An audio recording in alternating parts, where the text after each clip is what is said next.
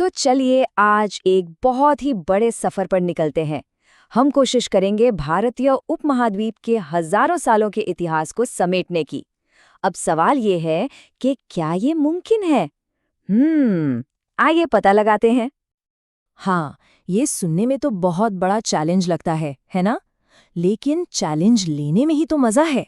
हम शुरू करेंगे बिल्कुल शुरुआत से, मतलब पाषाण युग से, और सफर तय करेंगे सल्तनत के दौर तक। तो तैयार हो जाइए, ये एक तेज सफर होने वाला है। तो कहानी का पहला अध्याय, पहली बस्तियां और शहर। चलिए देखते हैं कि इस जमीन पर इंसानों ने अपने पहले कदम कैसे रखे।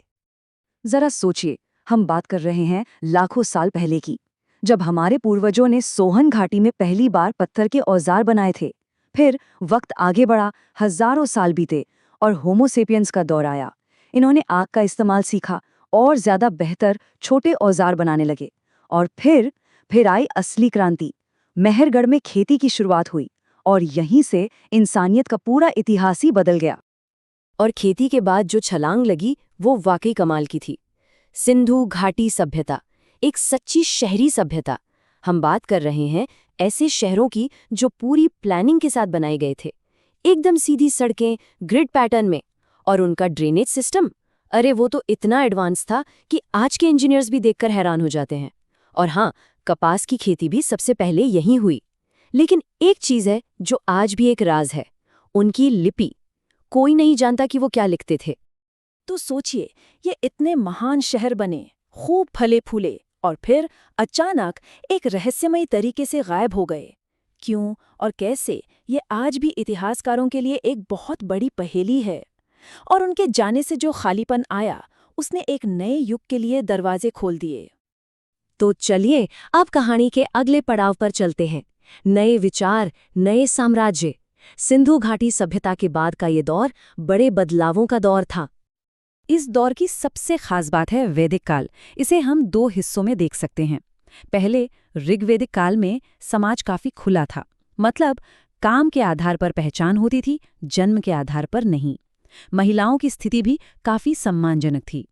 लेकिन फिर आया उत्तर वैदिक काल और यहाँ चीजें बदलने लगी। अब जन्म के आधार पर वर्ण व्यवस्था आ गई और धीरे धीरे महिलाओं की स्थिति में भी गिरावट देखने को मिली। और इसी सामाजिक उथल-पुथल के बीच दो नए विचारों का जन्म हुआ, जिन्होंने उस समय के तौर तरीकों को सीधी चुनौती दी। एक तरफ थे महावीर, जिन्होंने जैन धर्म में अहिंसा को सबसे ऊपर रखा, और दूसरी तरफ थे गौतम बुद्ध, जिन्होंने दुनिया को अष्टांगिक मार्ग यानी द मिडिल पाथ दिखाया। दोनों ने ही मुक्ति के लिए नए रास्ते सुझाए, जो पाली और प्राकृत जैसी आम लोगों की भाषा में थे। अब देखिए ये सब कैसे जुड़ा हुआ है। एक तरफ नए विचार आ रहे थे और दूसरी तरफ लोहे के औजारों की वजह से गंगा के मैदानों में जंगलों को साफ करना आसान हो गया। इसका नतीजा, खेती बढ़ी, आबादी बढ़ी और इन सब ने मिलकर 16 बड़े राज्यों को जन्म दिया, जिन्हें हम महाजनपद कहते हैं। और इन्हीं 16 महाजनपदों में से एक, मगध, सबसे ताकतवर बनकर उभरा। और यहीं से नींव पड़ी भारत के पहले महान साम्राज्य की, मौर्य साम्राज्य। और जब हम मौर्य साम्राज्य की बात करते हैं तो सम्राट अशोक का नाम सबसे पहले आता है। कलिंग की लड़ाई में जो खून खराबा हुआ, उसने अशोक को पूरी तरह बदल दिया। उन्होंने भेरी घोष यानी युद्ध का ऐलान हमेशा के लिए छोड़कर धम्म घोष यानी धर्म और शांति का रास्ता अपना लिया। ये एक बहुत बड़ा टर्निंग पॉइंट था। चलिए अब समय में थोड़ा और आगे बढ़ते हैं।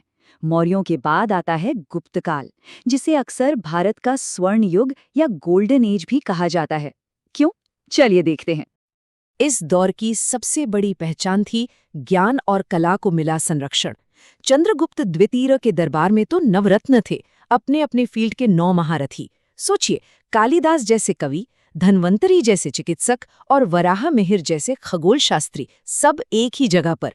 ये वाकई में ज्ञान का एक पावर हाउस था।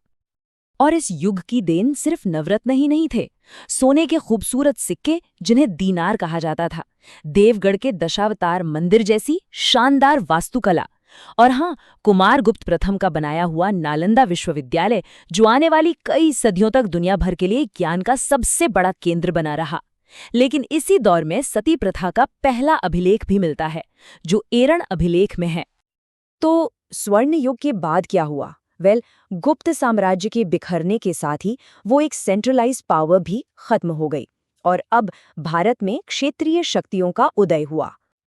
अब पावर का गेम एक नई चेस बोर्ड पर खेला जा रहा था। चालुक्य, पल्लव, राष्ट्रकूट ये सब बड़े खिलाड़ी थे जो आपस में वर्चस्व के लिए लड़ रहे थे। ये एक ऐसा दौर था जहां एक तरफ शानदार मंदिर बन रहे थे तो दूसरी तरफ लगातार लड़ाइयां भी चल रही थीं। लेकिन इसी दौर में दक्षिण भारत में चोल साम्राज्य ने कुछ ऐसा किया जो कमाल का था। उन्होंने एक बहुत ही सोफिस्टिकेटेड लोकल गवर्नेंस का सिस्टम बनाया। गांव में उर नाम की आम सभा होती थी और सभा नाम की ब्राह्मणों की समिति होती थी जो टैक्स से लेकर न्याय तक सब कुछ देखती थी। ये एक तरह का लोकल सेल्फ गवर्नमेंट था जो उस जमाने के हिसाब से बहुत एडवांस था। और अब हम पहुंचते हैं इस कहानी के आखिरी बड़े मोड़ पर, सल्तनत का आगमन। उत्तर पश्चिम से हुए हमलों ने भारत का नक्शा एक बार फिर बदल दिया और सत्ता का केंद्र दिल्ली बन गया। हाँ, ये बदलाव अचानक एक दिन में नहीं हुआ। इसकी कहानी काफी पहले 712 ईस्वी में शुरू हो गई थी, जब मोहम्मद बिन कासिम ने सिंध पर हमला किया। इसके बाद महमूद गजनवी के सोमनाथ पर हमले हुए, लेकिन टर्निंग पॉइंट आया 1192 में, जब तराइन की दूसरी लड़ाई में मोहम्मद घोरी ने पृथ्वीराज चौहान को हराया और इसी जीत के बाद 1206 में घोरी के ही जनरल कुतुबुद्दीन ऐबक ने दिल्ली सल्तनत की नींव रखी। और इसके बाद अगले 300 से ज्यादा सालों तक दिल्ली पर एक के बाद एक 5 वंशों ने राज किया। शुरुआत हुई गुलाम वंश से, फिर खिलजी, तुगलक, सैयद और आखिर में लोधी वंश। और लोधियों के बाद ही मुगलों का दौर शुरू हुआ। लेकिन सल्तनत का मतलब सिर्फ लड़ाइयां और जीत नहीं थी। इस दौर में कई बड़े प्रशासनिक और आर्थिक सुधार भी हुए। जैसे इल्तुतमिश ने इक्ता सिस्टम शुरू किया। अलाउद्दीन खिलजी अपनी मार्केट कंट्रोल पॉलिसीज के लिए जाना जाता है। मोहम्मद बिन तुगलक टोकन करेंसी जैसे बड़े एक्सपेरिमेंट किए और फिरोज शाह तुगलक ने नहरें और अस्पताल बनवाए। और हाँ, इसी दौर में एक बिल्कुल नई इंडो इस्लामिक वास्तुकला भी उभर कर सामने आई। तो जैसा कि हमने देखा, पत्थर के औजारों से शुरू हुआ ये सफर सल्तनत के तख्त तक पहुंच गया। ये पूरी कहानी लगातार बदलाव की, नई चीजों को अपनाने की और खुद को बदलते रहने की कहानी है। और ये सफर हमें एक बहुत ही दिलचस्प सवाल पर लाकर छोड़ देता है। साम्राज्यों के बनने, बिगड़ने और एक दूसरे में घुल मिल जाने का ये जो इतना लंबा इतिहास है, वो आज इस उपमहाद्वीप की पहचान को किस तरह से गढ़ता है, ये सोचने वाली बात है। इस सफर में हमारे साथ चलने के लिए शुक्रिया।